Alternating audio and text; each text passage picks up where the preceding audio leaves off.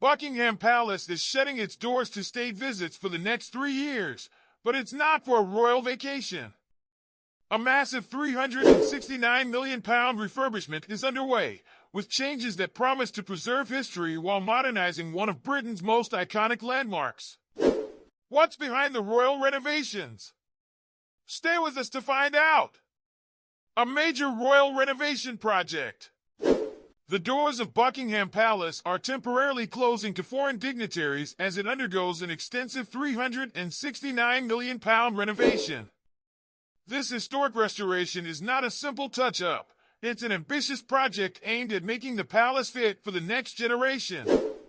The refurbishment focuses on critical upgrades to aging infrastructure. Cabling and plumbing that hasn't been replaced since the 1950s are being completely overhauled. The need for these updates is not just cosmetic. They are crucial to prevent the risk of catastrophic fires or flooding that could damage the historic building. This project is set to last until 2027, marking the longest period without state visits at Buckingham Palace in recent memory. Temporary move to Windsor Castle. During the renovation, state visits will move to Windsor Castle, with one notable exception. The Emir of Qatar will be hosted at Buckingham Palace next month before the full closure takes effect.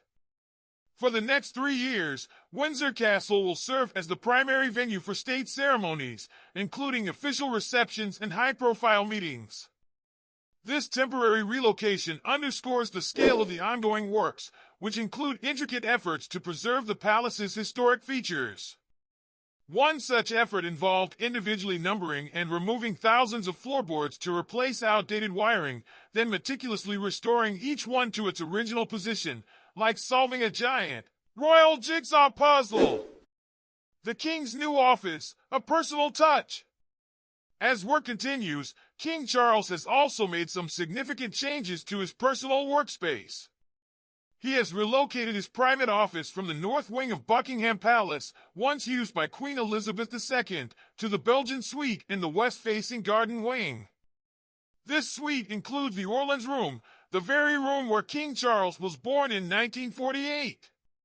Friends of the King note that his decision to move into this space holds a special, historical significance, blending his personal history with his royal duties.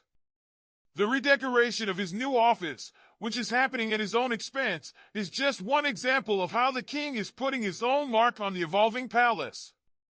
A blend of tradition and modernization. Renovations have already transformed parts of the palace, including the East Wing, which overlooks the mall and features the iconic balcony used for major royal events like Trooping the Color. The restoration of the East Wing required careful and complex work, such as removing dangerous asbestos and using abrasive cleaning techniques to refresh brickwork.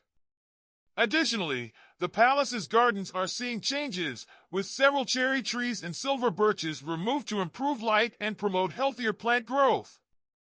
These updates are not merely about preservation, they're about bringing Buckingham Palace into the 21st century while respecting its historical roots. Open for visitors, closed for state visits.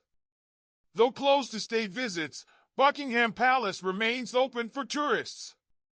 The state rooms will still welcome visitors during the summer months, when the construction temporarily pauses.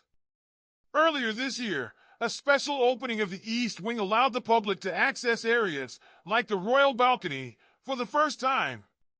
Tickets sold out almost instantly, demonstrating the public's enduring fascination with the monarchy's iconic residence. The goal of the renovation is to ensure that Buckingham Palace remains a vibrant symbol of British history and culture, equipped to serve the nation for many generations to come. With 236 planning applications submitted since 2017, the palace's overhaul is a blend of modern functionality and royal tradition, a delicate balance for one of the world's most famous homes. And that's the story behind Buckingham Palace's grand makeover. What do you think of the updates? Do they honor tradition or lean too modern? Let us know in the comments below. Don't forget to like, subscribe, and hit the notification bell for more royal updates and exclusive stories. Thanks for tuning in.